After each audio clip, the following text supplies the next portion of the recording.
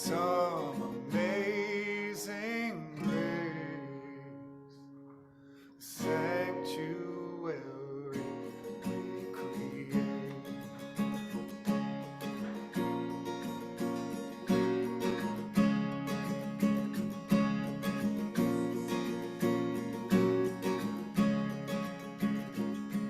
Bring your troubles, tell your story, pass that old guitar around.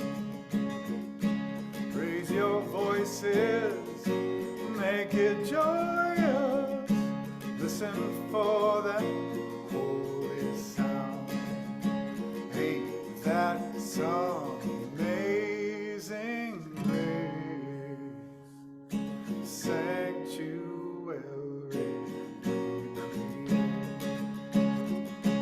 not to way, oh, see you say, oh, not to way, oh, say, not to way, oh, see you say, oh, not to way, oh, say. Feel your heartbeat, there's a rhythm. There is music all around. Find another sister, brother, take a stand on this holy ground. Ain't that some amazing grace, this sanctuary? Not to way, oh, see you say, oh, not to way, oh, say, not to way, oh, see you say, oh, not to way, oh, say.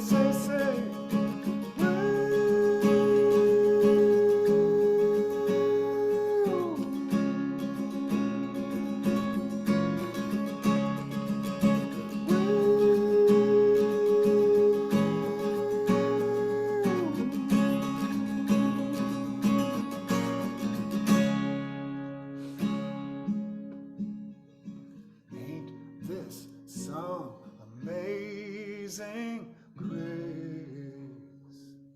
this sanctuary that we create.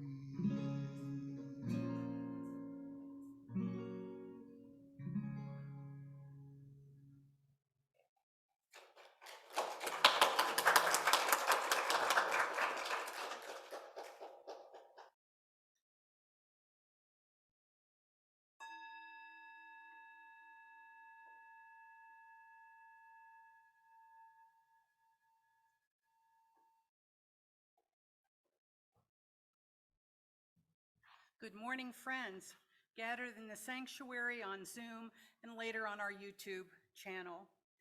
Welcome to the Unitarian Universalist Fellowship of Franklin, to the mountains of Western North Carolina and Northeast Georgia, and the ancestral land of the Cherokee.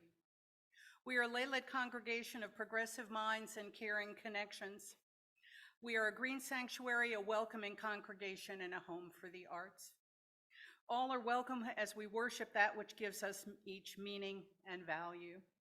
My name is Mary Teslow, and I'm pleased to be your service leader today, along with help from Judith Bellflower.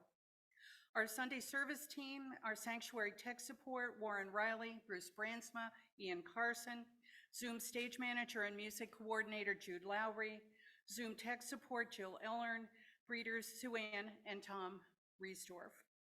Our announcements this morning: as we gather in community, let's take a moment to greet each other on Zoom and in the sanctuary. Hi, everybody. Good to be with you. Yay. Our first announcement is from Becky Thorndike, our president, on changes to Article 2.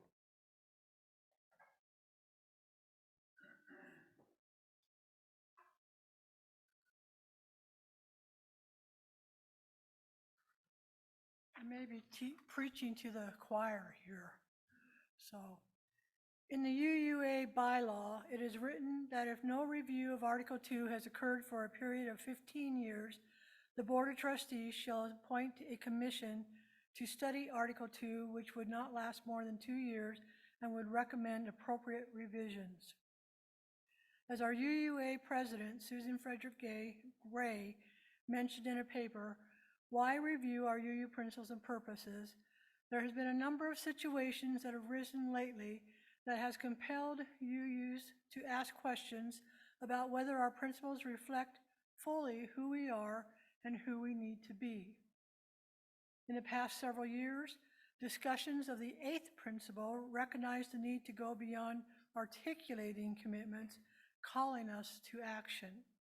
Another proposal was requested to change the words men and women to people. This was a source of discussion and was adopted. Another proposal was about the inherent worth and dignity of all people, changing to inherent worth and dignity of all beings. This proposal was tabled. These are some examples of why the UUA board appointed an Article 2 study commission designed to inspire conversations and lead a process to review our core values, covenant, and purpose. The intention is to allow people the opportunity to become open to the process.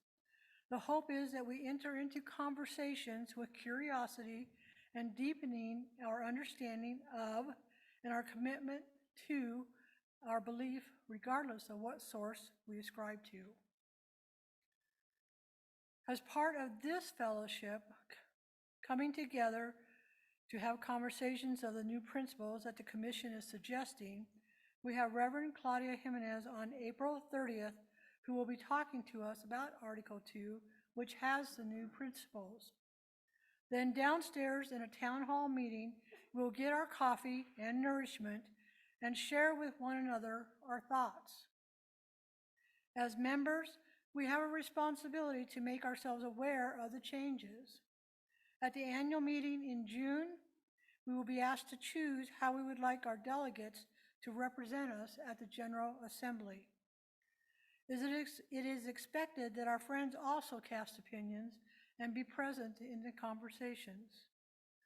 So let's take our opinions and share with one another, especially beginning on April 30th, yet not stopping there.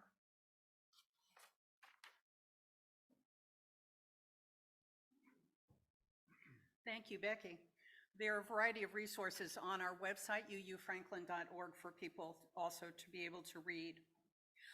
Next Sunday morning, we have the Contemplative Dialogue in Celebration Hall and on Zoom between 9:30 and 10:30, and you're all welcome to join the conversation. And now 2 community announcements, Robbie.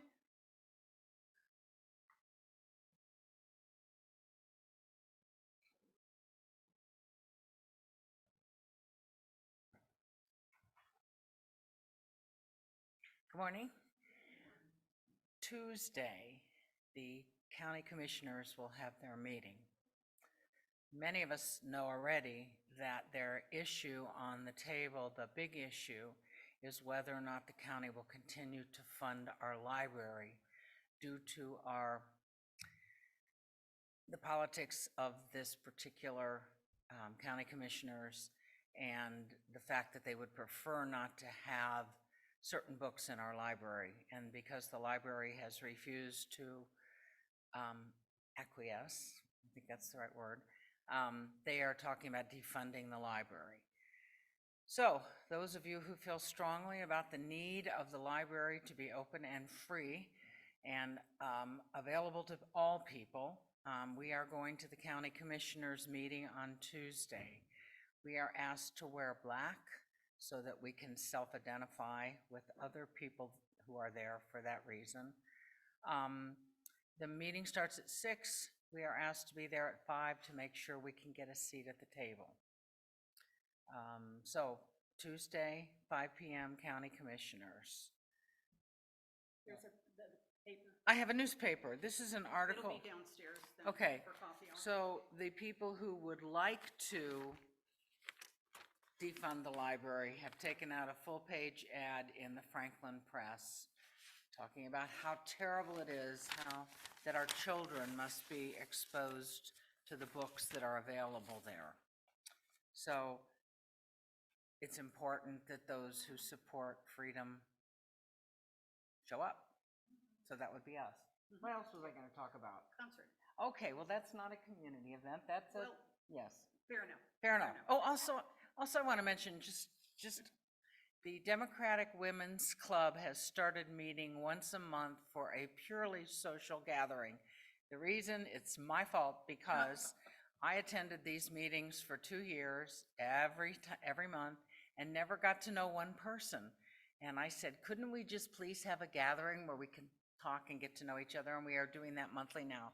So Monday evening, if the women in our congregation or those who identify as a woman would like to meet with us, we're going to be at Las Barracas at 5:30 and get to know each other better. Okay, one last announcement. So I produce a concert series called the Listening Room Coffee House, and that is part of the umbrella. We are a committee of the UU Fellowship. And it's going to be next Sunday at 2:30. Also, our performer, just forgot his name, we're going to call him Eric. Chuck Brodsky will also be doing the worship service that Sunday, which will include several of his songs, so you might get a feel for his kind of music. And so if you come to worship service, you'll hear Chuck Brodsky in the morning, and then if you come to the concert at 2:30, and there's flyers downstairs for that concert, and I will take reservations. So I had a lot to say. Thank you for giving me the pulpit. Sure, absolutely. Absolutely. Do we have any other announcements in the sanctuary? Do we have any other announcements on Zoom? Looks like we're all set. That's wonderful. Our fellowship is a light for liberal religion in the mountains that values diversity and the richness it brings to our community. Our celebration of diversity is reflected in the variety of our Sunday services, and we hope today's service enriches your journey. Today, we welcome back Eric Bannan with music and a message on learning to pray. But first, we begin. Judith, if you come, please. We're going to do the hand motions. We're going to wait just 1 minute to light the chalice. We're going to do the hand motions, then Judith is going to light the chalice, and then I have some chalice lighting words.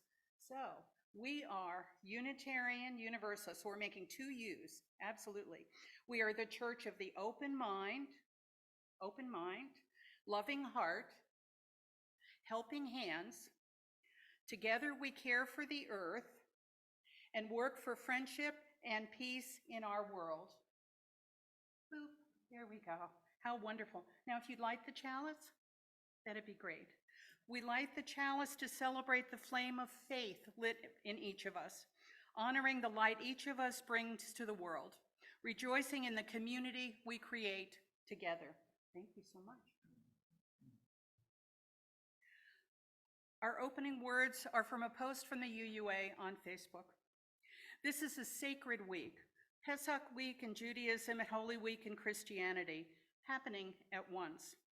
It is a week that includes Passover, the telling of the story of the Exodus, the messages of struggle, of loss, of freedom, justice, and community. It is a week that includes Good Friday and Easter, the telling of the story of Jesus' death and resurrection, messages of sacrifice, of loss, of justice, of freedom. These are stories of resilience. They remind us that each of us is here because the strength and resilience of our ancestors. Their strength is our strength too. May moments of joy and peace accompany you and find their way into your days.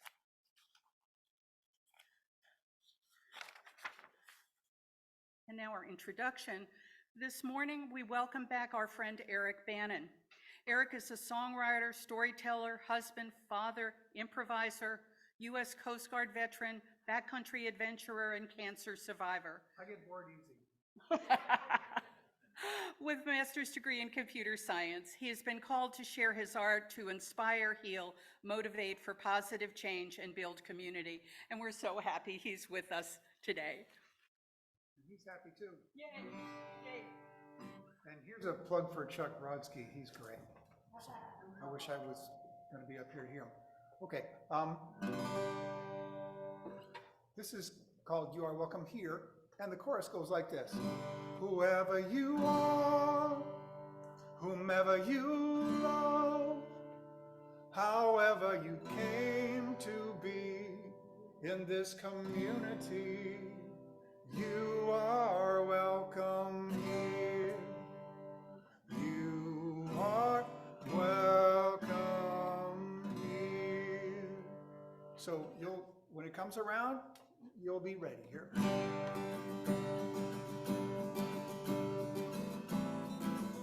Here it comes. Whoever you are, whomever you are, however you came to be in this community, you are welcome here. You are welcome here.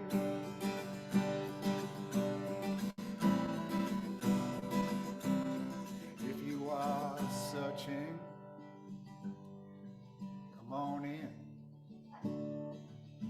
We're all on this journey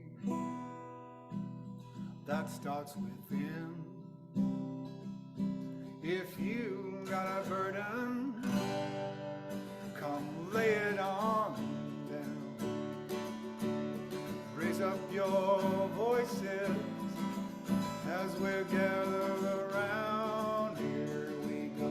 Whoever you are, whomever you love, however you came to be in this community, you are welcome here.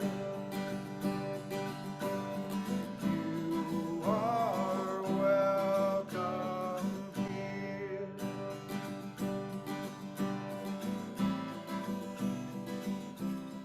If you are joyful, that's great. Or you're concerned about the library, come share your story. The chalice flame burns. If your heart is broken, you've been disowned, come join our circle. Turn off your phone. Whoever you are, whomever you love, however you came to be in this community, you are welcome here. You are welcome here.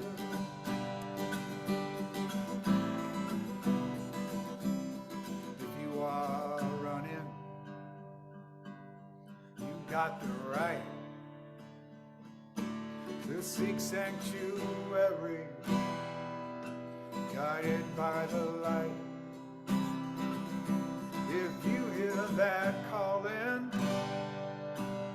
come join the fight, marching for justice, candles lit in the night. Here we go. Whoever you are, whomever you love, however you came to be in this community, you are welcome here. You are welcome here. Just that last line now. You are welcome here. A little louder. Just a little bit. Oh, that sounds so good. All right, last time, big finish. Here we go. You are welcome here.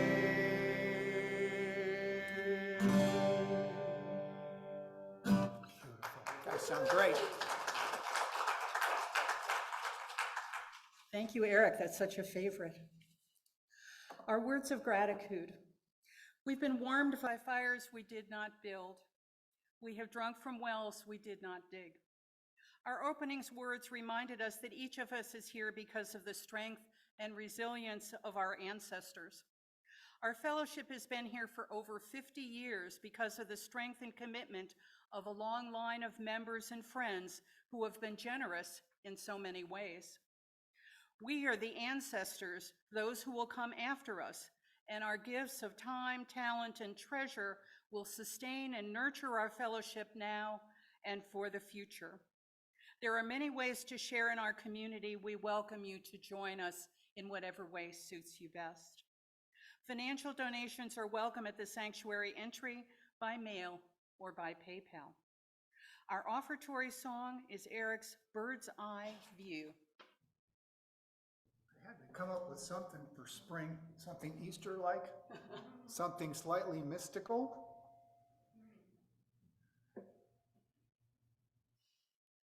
I live in Chatham County, and it's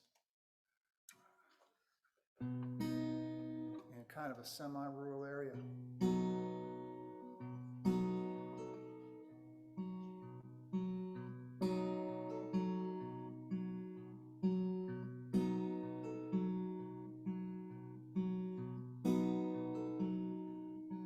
Well, I was up all night trying to write a song. Every turn and phrase just turned out wrong. Seemed I couldn't get out of my own way. It's just what it sounded like. So I stepped out on the back porch to greet the new day. A little black and white bird in that old oak tree. Thought I was dreaming, man. Started talking to me. Chick-a-dee-dee-dee, coo, coo, coo. You don't need wings to get a bird's eye view. Chick-a-dee-dee-dee, oh, it ain't that hard when you can see the beauty in your own backyard.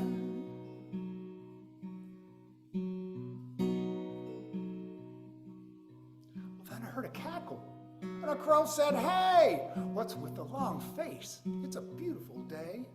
If you could be still for a moment and let go, maybe you can hear the beauty in the call of a crow. Chick-a-dee-dee-dee, coo, coo, coo. You don't need wings to get a bird's eye view. Chick-a-dee-dee-dee, oh, it ain't that hard.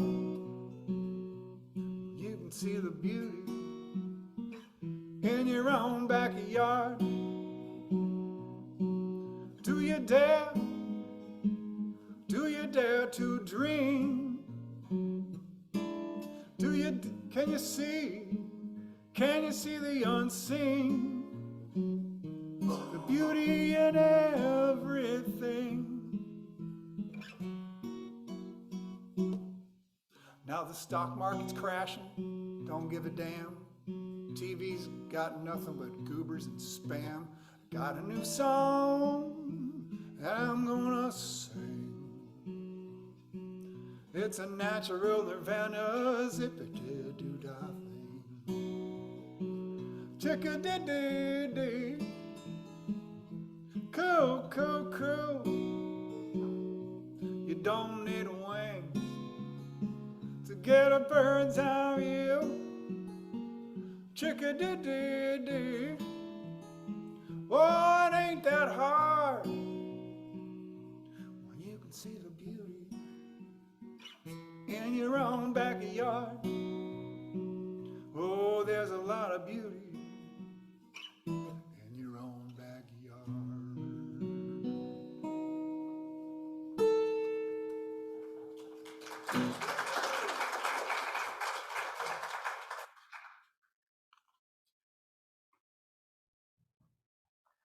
Thank you, Eric.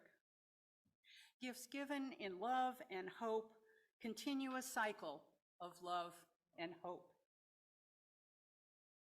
Our reading this morning is from Help, Thanks, Wow, the Three Essential Prayers by Anne Lamotte. I do not know much about God and prayer, but I have come to believe over the past 25 years that there's something to be said about keeping prayer simple. Help, thanks, wow. You may in fact be wondering what I even mean when I use the word prayer. It's certainly not what TV Christians mean. It's not for display purposes like plastic sushi or neon. Prayer is private, even when we pray with others. It is communication from the heart to that which surpasses understanding.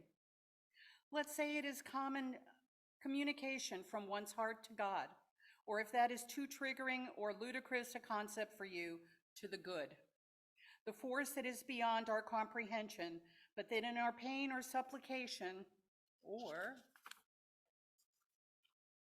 relief, we don't need to define or have proof of any established contact with.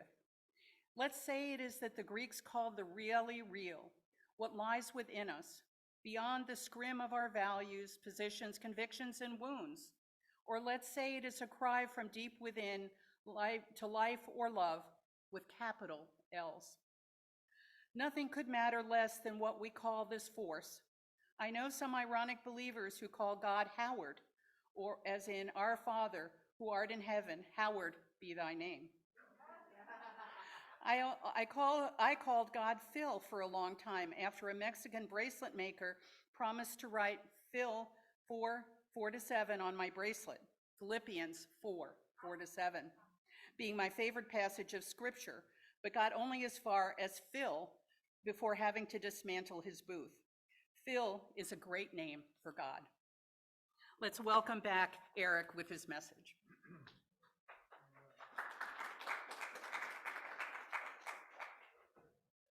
I think that's one of my favorite readings of all time about anything.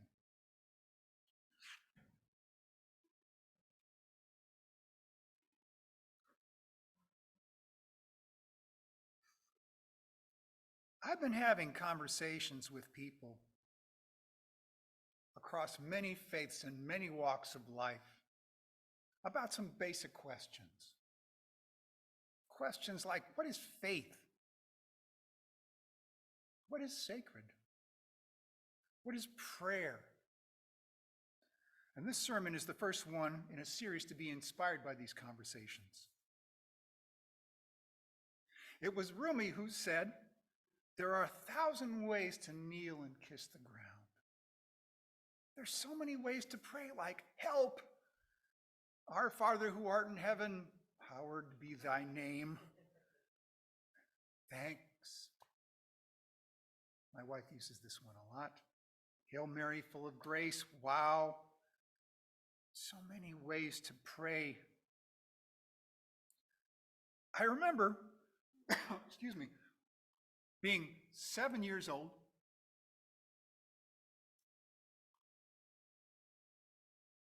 visiting my mother's family at their summer home in Lake Roger, New Jersey. Now, I'd just come in from playing outside with my cousins and noticed the house was unusually quiet. It was then I saw my very Polish, very Catholic grandmother, Sophie Shamborski, sitting in the kitchen, eyes closed, lips moving, as she prayed the rosary. Now, at the time, I didn't really have the vocabulary or the life experience to explain or understand what I was seeing. Now, Anne Lamotte's book, Help, Thanks, Wow, offers this. Prayer means that in some unique way, right idea, we are invited into a relationship with someone who hears us when we speak in silence. Now, looking back on this now, on that experience of seeing my grandmother praying, I'm moved to consider all the prayers on rosaries that have been prayed over the centuries. I mean, think about that. How far back does that ritual, that practice go?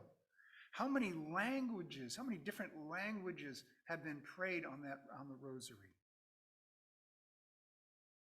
I would like to think this has given solace to many, many people over the years.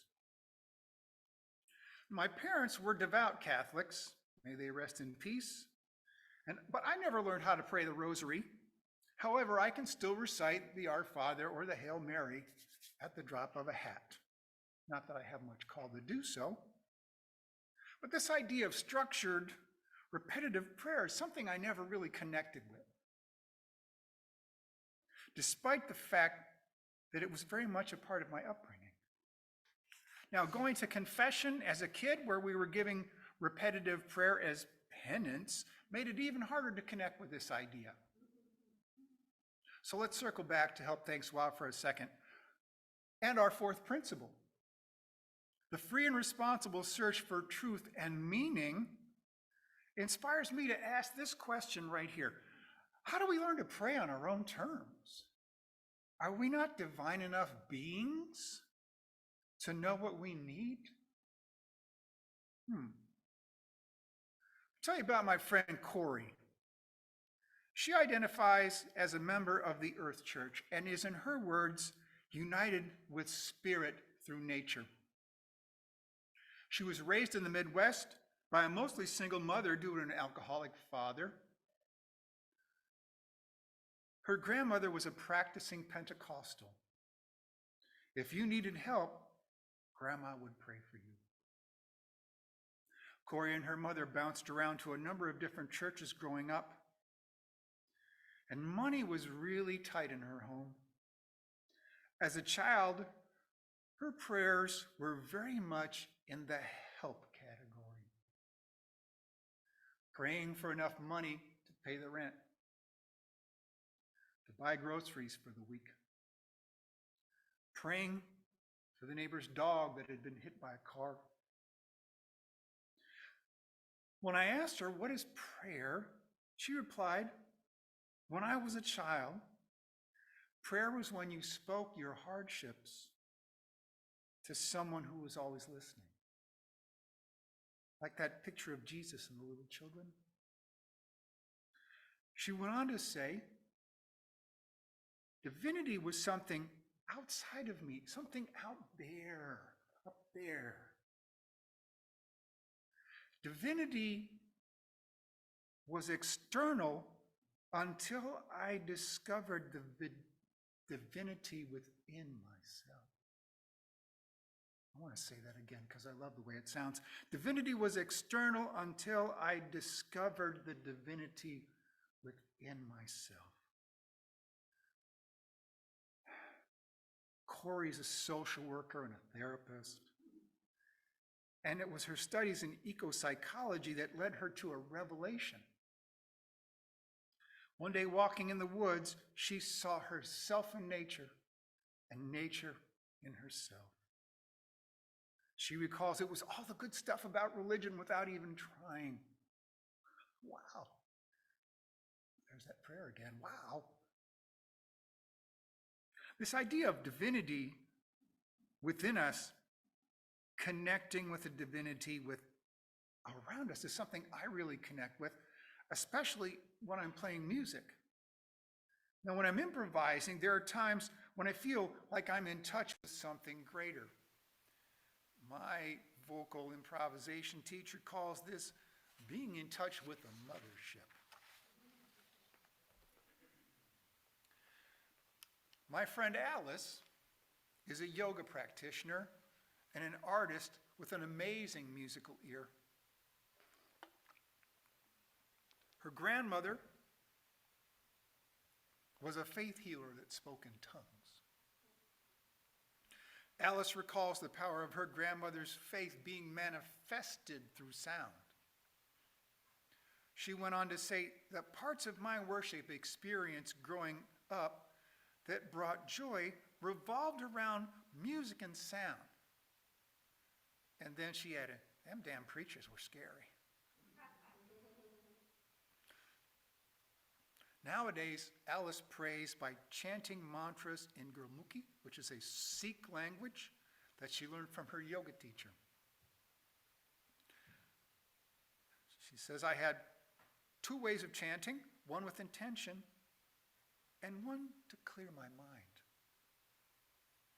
Her answer to the question, what is prayer? I use prayer and chanting to raise the vibration. God is a frequency. Love is the highest frequency. I use mantras to find the higher frequencies. This frees me from those low frequencies of fear. Again, wow. This idea of prayer as a vibration is something that really resonates with me. Now, it reminds me of my perspective of my dear friend, singer-songwriter Jonathan Bird brings to bear on this subject. And I'm quoting Jonathan here. He says, do you know vibration is everything? I mean, every atom in your body, every particle of dust out there on the sidewalk, it's all moving. At a molecular level, it's moving, it's rotating, it's gyrating, and vibrating at certain frequencies. We are vibration. One of the most powerful things you can do is sing. Maybe you go to a bar and sing along to a popular song with your friends. Maybe you go to church and sing along to You Are Welcome Here on Sunday morning. Maybe you go to some big music festival and you sing with thousands of people, or with Jacob Collier going, ah. However you do it, when you sing, you are harnessing the most fundamental force in the universe. Is a hymn not just a prayer set to music?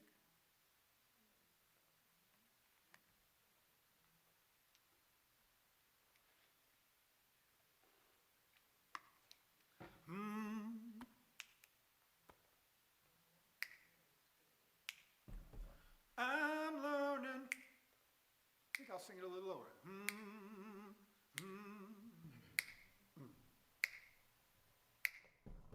I'm learning to pray. I learn a new way every day. I'm not following the same old script. I take a deep breath and let it rip. 'Cause faith is a journey every step of the way, and I'm learning to pray. I'm praying for my sister who's hospitalized. I'm praying for my brothers who believe all the lies. I'm praying for the water so wide. I'm praying for the river so the river don't rise. I'm praying, learning to pray. I learn a new way every day. I'm not stuck on the same old script. Take a deep breath and let it rip. 'Cause faith is a journey every step of the way, and I'm learning to pray. You can pray with your hands, you can pray with your feet, you can pray with your heart, a new one every beat. Well, you can pray humble, you can pray proud, you can pray in a whisper, you can shout it out loud. I'm learning to pray. I'll learn a new way every day. I'm not stuck on the same old script. Take a deep breath. Let it rip now. Faith is a journey every step of the way, and I'm learning to pray.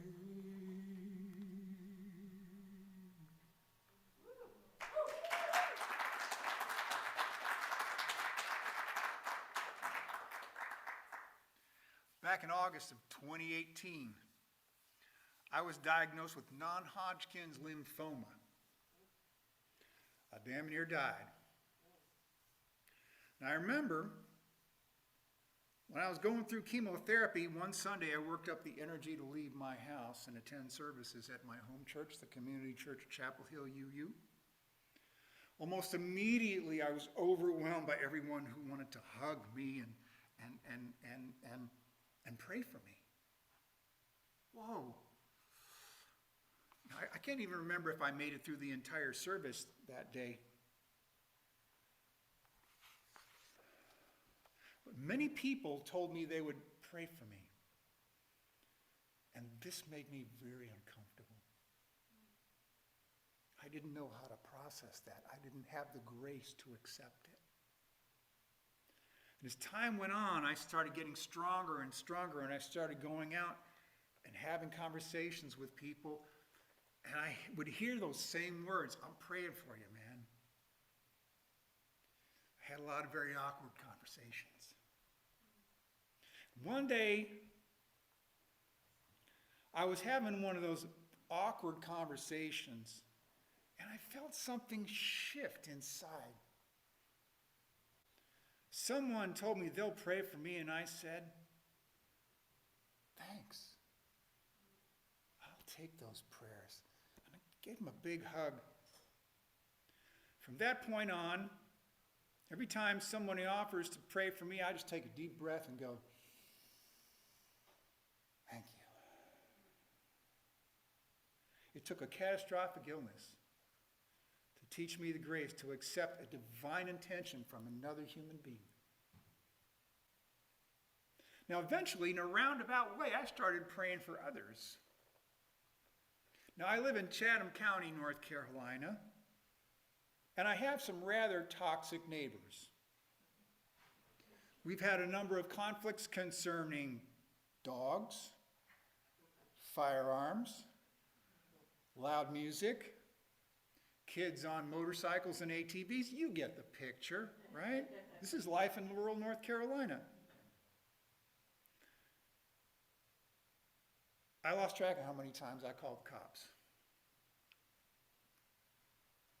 And I was angry all the time. Every time I drove by one of their houses, I'd grumble about it. And I realized that my anger is giving them power. So I started praying for them. Every time they came to mind for whatever reason, I would say a little prayer. I would say, Dear God, please help whoever to find a better way. Now, it's been at least a year since the last time I had to call the cops. Did prayer change my neighbors? Who knows? It changed me. And that's a good start. I still pray. I pray for my neighbors, my friends, my family, for my nephew who's currently incarcerated, for a dear friend who's going through a breakup. Sometimes it's enough to know there's someone out there praying for you to cause a positive shift in your life. And above all, I'm still learning to pray. So may you all learn to pray on your own terms. You may be doing that now. If you are, way to go. Maybe if you've learned how to pray, maybe you can share that with someone else who's struggling. And may your divinity meet that greater spirit. Amen. And thank you. And may it be so.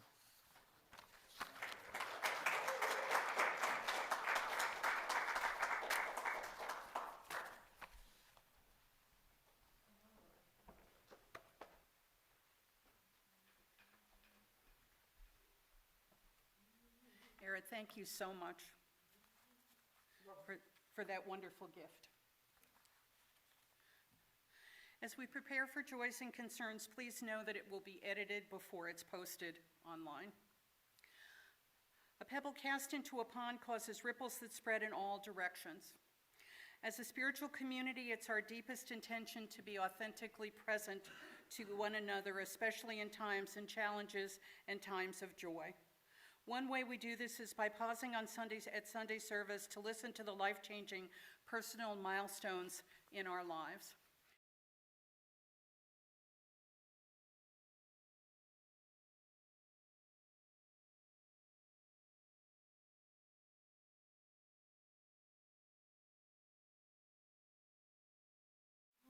A final last pebble for the joys and sorrows that haven't been spoken but remain in the silent sanctuaries of our hearts. These joys and griefs, spoken and unspoken, weave us together in a fabric of community. Our closing words are from Reverend Harold Babcock.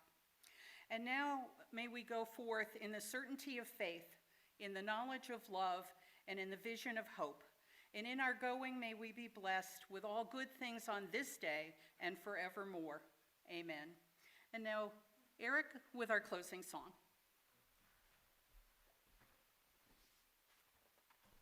All right.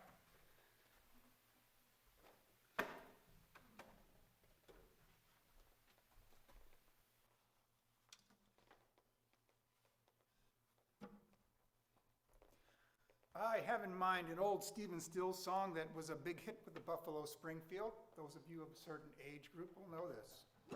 Something's happening here. What it is ain't exactly clear. There's a man with a gun over there. Telling me I got to beware. I think it's time we stop. Hey, what's that sound? Everybody look what's going down. What's going down? There's bad lines being drawn. Nobody's right if everybody's wrong. Young people speaking their minds, getting so much resistance from behind. Think it's time we stop.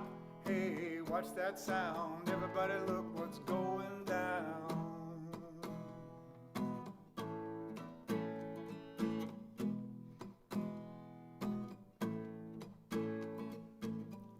What field day for the heat? Thousands of people in the street, singing songs and carrying signs, mostly saying hooray for our side. I think it's time we stop. Children, watch that sound. Everybody look what's going down. What's going down? Paranoia strikes deep into your life, it will creep. Starts when you're always afraid. Step out of line, man, come, gonna take you away. Think it's time we stop. Hey, what's that sound? Everybody look what's going. Hey, stop. Hey, what's that sound? Everybody look what's going down. Stop. Hey, what's that sound? Everybody look what's going down. What's going down? What's going down?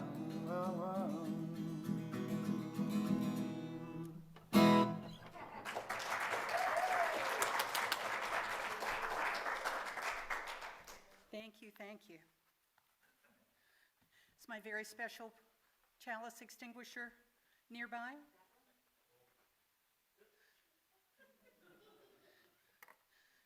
Here she comes.